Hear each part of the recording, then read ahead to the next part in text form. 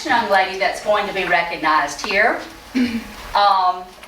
for first place in the speech contest for high schools is Maggie Clover or Claver? Clover. Oh, goodness gracious. Some reason or other I had Claver on something I misprinted. I'm sorry about that. Maggie Clover. Outstanding speech. I mean, I sat there mesmerized on the stage as she presented this speech that she had won first place for. And she is going to present this speech to you this evening, so we can see exactly why she won that. So I'm going to step over to the side and center stage.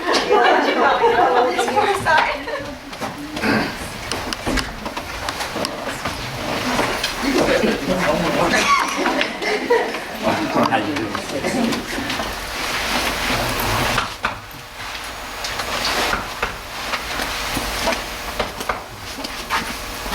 The tick of a clock. The rhythm of a heartbeat. These are the sounds that define our lives. The sounds that remind us that time does not stop. That life keeps going. That we are alive. 1776, John Hancock made a statement by signing the Declaration of Independence, the largest, his name. 1963, Martin Luther King stood his ground and addressed the nation on what he knew was right. 1969, Neil Armstrong broadened our horizons and broke all the boundaries by taking the first human step on the moon. Our history is filled with times when a person or a group of people rose to the occasion and accomplished greatness. If these people wouldn't have realized their potential and conquered their fears, our lives, no, better yet, our world would not be the same. Neil Armstrong, Martin Luther King, and John Hancock left their mark on this world. They took the initiative in their lives. At this point in your life, can you say that you've done that? What I believe people forget is that life is too short. We say, oh, I have plenty of time. I'll just do that later. When is later? Our time is now.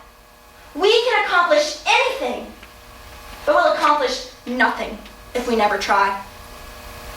Don't let the tick of a clock designate your life.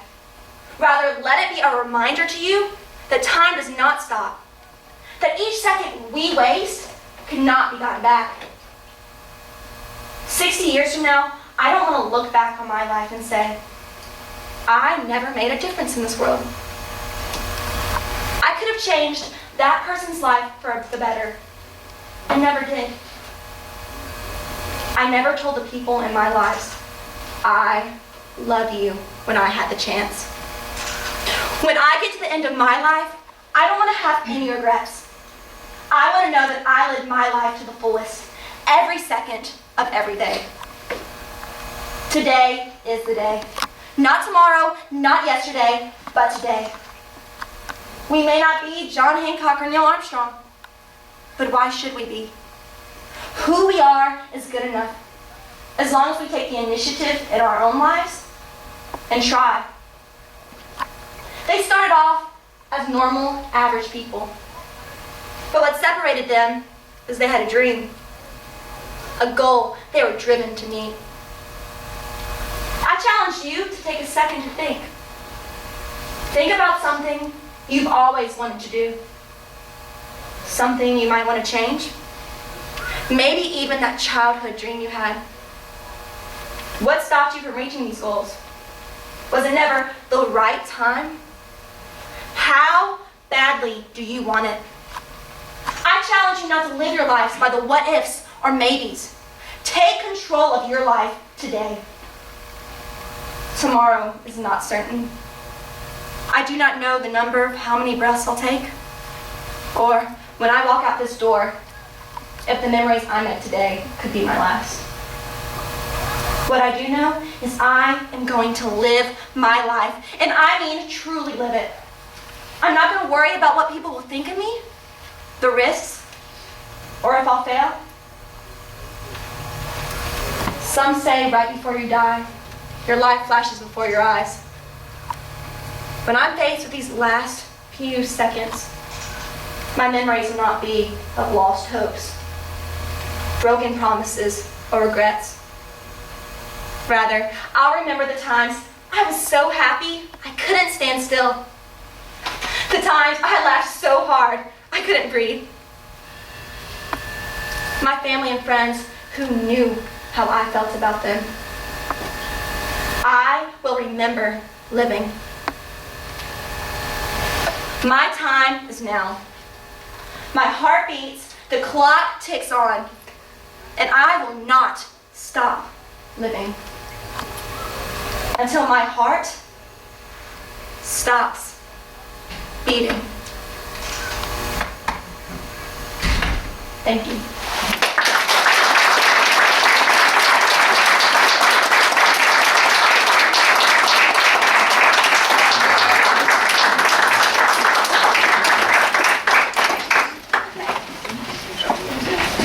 Needless to say, this young lady, after she presented that, got a standing ovation from the students in that audience. And like I said, she mesmerized me and did a fantastic job. I'm so proud. That was very good school.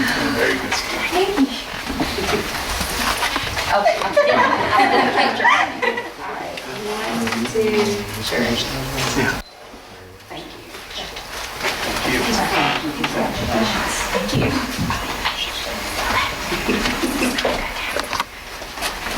The next award, according to the agenda, is the Administrator of the Year. Ms. Susan Whiten, would you come forward? And I'm going to ask the two advisors to just make some brief remarks, if y'all will come forward. They are the ladies who nominated her.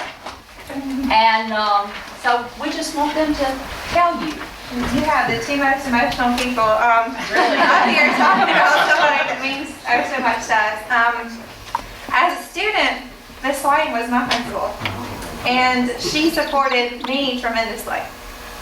Everything that every crazy idea would come up with was never no. It was let me think about it. And as an advisor, it's still the same aspect. We feel so much support coming from our superintendent and our administrator that our kids literally feel like they have the power to change their world because our administrator tells them they can do so. And I have had the privilege of, just being a teacher and constantly feeling the support that she has for her students, for her faculty.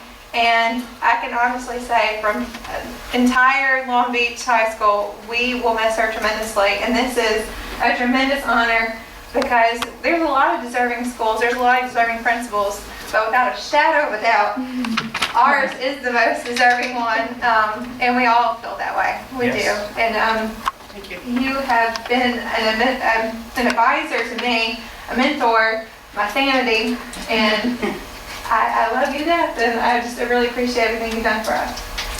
Thank you, Lauren.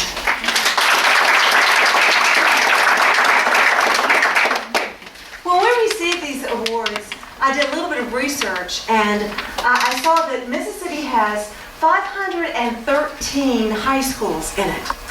And so I'm scared that when we keep getting these awards, it looks simple to get, and it's not.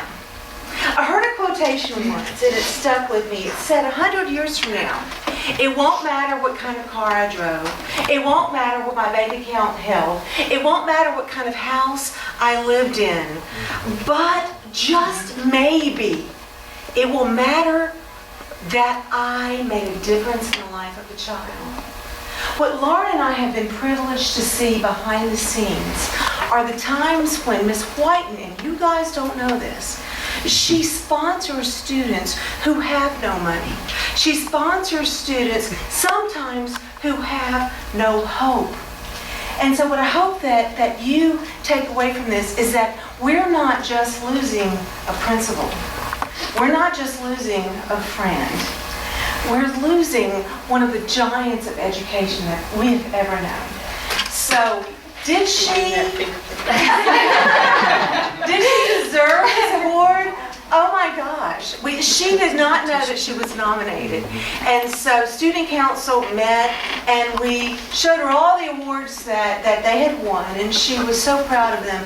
But the very last one was that she was Administrator of the Year for the state of Mississippi. And we're so very grateful.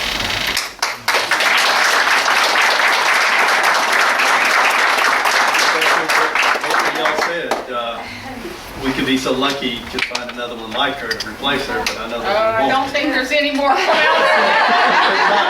That's what my mama said. I'm Thank you very proud to much. be able to. Thank you very much. Well, let me say about the student council that I truly believe what you should do for the students is to give them the power to govern themselves, because they're going to rule the world. And so when they come to me with these outlandish ideas like letting the kids collect money to put a teacher in a classroom full of balloons, you know, okay, let's figure that one out and see what they could do. We didn't do it. I knew we wouldn't do it. But, you can't stop them. So there's a great group of kids, and we are proof that when you let them take initiative and take control, they produce a great school. So I'm very proud of them and the leadership you guys have. Get on either side of her. All right. 1, 2, 3. Thank you, ladies. Thank you. Thank you very much.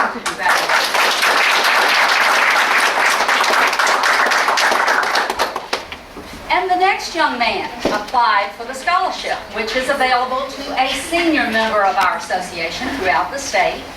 And the student does the application, brings it to the convention, and then we have a committee read over all of the applications that are brought in, and then they pick 5 finalists. From those 5 finalists, they do an interview session with those 5 finalists. And the young man who received this award from this committee is Mr. J.J. Townsend, if you'll come forward.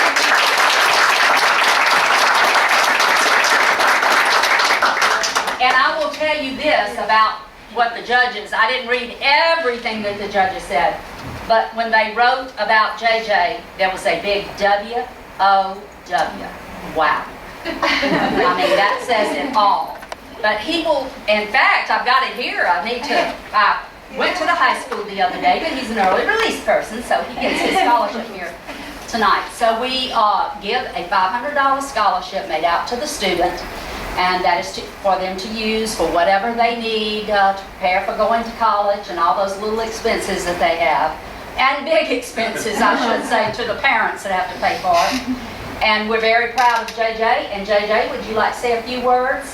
Yeah, because of that wow, it's because of, the administrators and the school board, and, without you guys, I wouldn't have even been a possible candidate for the scholarship. So, and you guys really make me feel like I can really do anything, and just like y'all said, so thank you, and I'm proud to be a Long Beach Bearcat.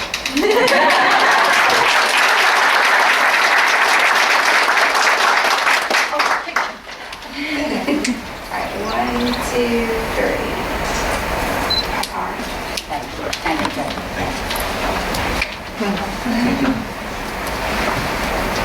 The next awards I should say, for your students here was the Dale Hawley Award.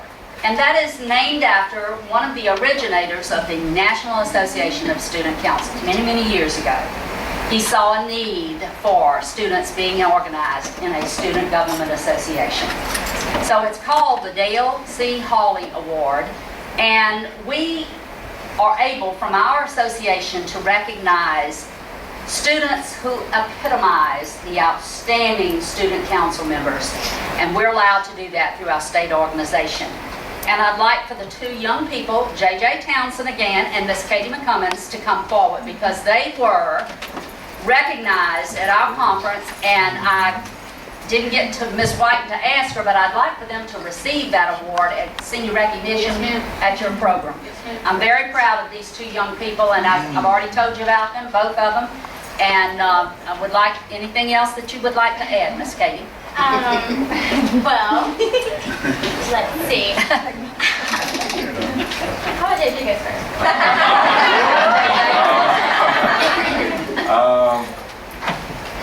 It's been an honor, doing all the conventions, and, it's really brought me to be a better leader in the school and the community, so, thank you. I'd like to thank my mom and daddy for allowing me to go on these trips, and my sponsors for, being, because so many schools, I don't know if y'all know this, but so many schools in our state don't attend these conventions and the national, so many don't. And our school board allows us to do this, and our sponsors travel with us and take their time out of their busy schedules to do that. So I'm just very honored to have that opportunity to be here.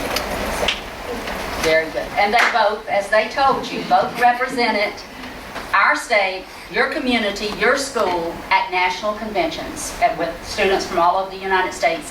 And you would have been very proud of them if you could have seen that, as we were from your school district. So, thank you very much.